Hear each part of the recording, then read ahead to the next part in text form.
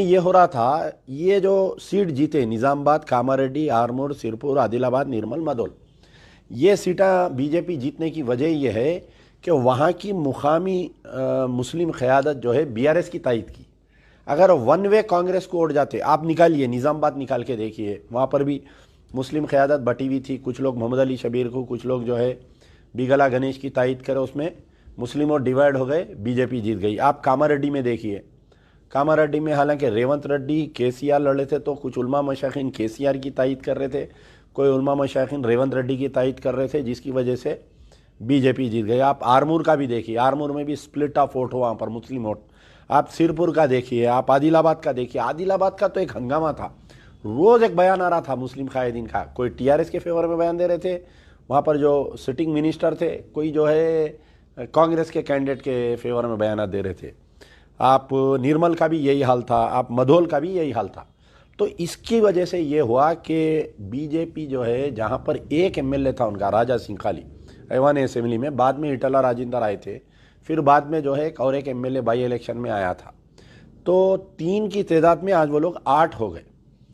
तो ये बीजेपी, मैं नहीं बोलना, अब लोग मुझे कंट्रोवर्सी में लाएंगे कि भाई आप ऐसा बोल रहे हैं कि स्प्लिट ऑफ मुस्लिम वोट होने से बीजेपी जीती, और उसकी राज जिम्मेदार कौन है वोट को स्प्लिट करने की? सबसे पहले असदुद्दीन ओवैसी। असदुद्दीन ओवैसी के मातहत जितने लोग उनकी जो सुन के बीआरएस की तायद किए। भाई आप कैसा कर सकते बताइए? आपके 9 मसाजिद को एक शख्स, अब आप देखिए कि जब इनको केटीआर, सीएम केसीआर साहब का तो छोड़ दीजिए, केटीआर पिछले 9 साल में कभी कोई मुस्लिम इशू पे बात नहीं करे, कभी कोई मुस्लिम इशू पे ट्वीट नहीं करे, मुस्लिम वोट को लाइट लिए। मैं कई बार केटीआर साहब को समझाने की कोशिश करा, देखो साहब, कांग्रेस जब तक पावर में थी, MIM was a part and parcel of Congress, और एमआईएम क्या करती, कांग्रेस के साथ देके, जो भी पावर में हुकूमत में रहते साथ देते, उन्होंने अपने नाजायज़ कामा करते। सबसे पहले उनके मुखालिफिन पे केसेस बुक कराते, पुलिस का जुल्म कराते, फिर उसके बाद में जो लैंड ग्रैबिंग करते, जो वक्फ की जायदादों को तबाह करते, ये लोग इनके लैंड ग्रैबर्स, उसके ऊपर कोई इंक्वायरी नहीं होने देते। राजशेखर रेड्डी, रोशैया और किरण कुमार रेड्डी, राजशेखर रेड्डी के खास आदमी थे केवीपी रामचंद्र राव। असदुद्दीन ओवैसी दिन बोले तो उन्होंने दिन बोलते थे, इन्हों रात बोले तो उन्होंने रात बोलते थे। तो 2004 से लेके 2014 तक जो 10 साल का अरसा था कांग्रेस का जो इख्तिदार चला, मजलिस Ittehadul Muslimeen during the Congress period अपने पॉलिटिकल अपोनेंट्स को क्रश कर दिया लोग, क्रश बिल्कुल। हमारे ऊपर तो ये हालत थी कि एक एक भाइयों के ऊपर 10-10 केसा, सियासत वालों को परेशान करे, उनको परेशान करे, इनको परेशान करे, मुखालिफिन के मर्डरा कर दिए, तो कांग्रेस खामोश रहती थी। साथ में मजलिस इत्तेहादुल मुस्लिमीन वाले ये किए, कांग्रेस का साथ देते हुए ओल्ड सिटी के जो 7-8 सीटों पे है, कांग्रेस के वर्करों को भी मार दिए वो लोग। कांग्रेस का कोई भी मुस्लिम कायदीन, यानी कांग्रेस में जो अक़लियती कायदीन थे, अगर उनको कुछ होने का है राजशेखर रेड्डी से या जो भी सीएम है या पीसीसी सदर है, तो एमआईएम से, दारुसलाम से क्लियरेंस लाना पड़ता था। मुझे अच्छा याद है, हमारे मैं नाम भूल रहा हूँ, नूर खां बाजार के कांग्रेस के एक सीनियर लीडर थे बेचारे, उनको बहुत दिन से कोशिश कर रहे थे उन्होंने चेयरमैनशिप के वास्ते, तो उनको चेयरमैनशिप इसलिए नहीं दिए कि मजलिस इत्तेहादुल मुस्लिमीन मुखालिफत कर रही है बल्कि। तो आखिर में कांग्रेस से क्या हुआ, जैसा ही कांग्रेस डूबती किश्ती है बल्कि मालूम हुई, ये लोग क्या करें, वो मंदिर का हिस्सा निकाल के मजलिस वाले जो है कूद गए किश्ती में से। पूरा 2002 से लेके 2013 तक, जब तक तेलंगाना अलग हुआ, तेलंगाना की मुखालिफत करे।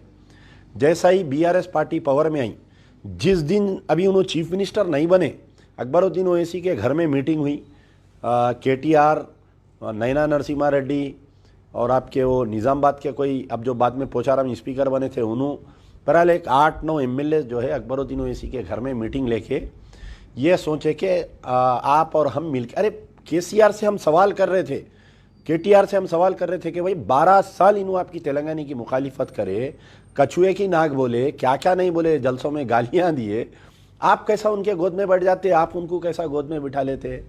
मैं 12 केटीआर को मैसेज करता था, जो गलती कांग्रेस की वो गलती आप कर रही। कांग्रेस अपने पूरे कैडर को मार दी, कांग्रेस के जो अक़लियती कायदीन को मार दी, मजलिस की दोस्ती में मोहब्बत में, वो काम आप कर रही, और वैसे ही हुआ, आप देख लीजिए। तो बहरहाल जो बीआरएस पार्टी जो इख्तिदार से हारी, उसकी मेन वजह कोई बोले या ना बोले, उसकी मेन वजह है मजलिस इत्तेहादुल मुस्लिमीन।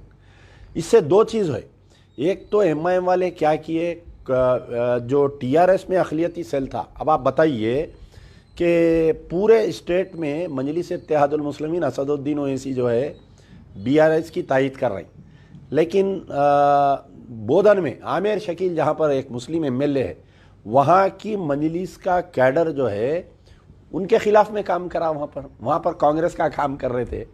आपके जो भैंसे के सदर है जो जाबिर अहमद है, पूरे जगह जो है बीआरएस की तायद हो रही, लेकिन उनके भैंसे के सदर साहब जो है कांग्रेस की तायद कर रहे हैं। ये पॉलिसी समझ में नहीं आई थी ये। तो बहरहाल मेरा बोलने का मतलब ये है कि जो बीआरएस तबाह हुई, ताराज हुई, उसमें एक मेन वजह यह है इन्हों मस्जिदां शहीद करे, ये समझे। और मैं बारहा बोल रहा था, गौर करिए, आप मेरे ट्विटर निकाल के देखिए, पहला जब मस्जिदां शहीद करे थे, यानी फर्स्ट जो एनकाउंटर हुए थे मुसलमान बच्चों के आलेर में, चंचलगुड़ा हाई स्कूल में तकरीर में मैं बोला था कि इसके पैंट में खाकी चड्डी है बोल के, मेरी स्पीच निकाल के देखिए। यानी हम दूरअंदेश है, हमको जो है समझ बूझ है, लेकिन असदुद्दीन ओवैसी को समझ बूझ नहीं थी कि केसीआर को उन्हों पछानने में देर कर दिए और केसीआर इनको पछानने में देर कर दिए। अब थोड़े दिन के बाद में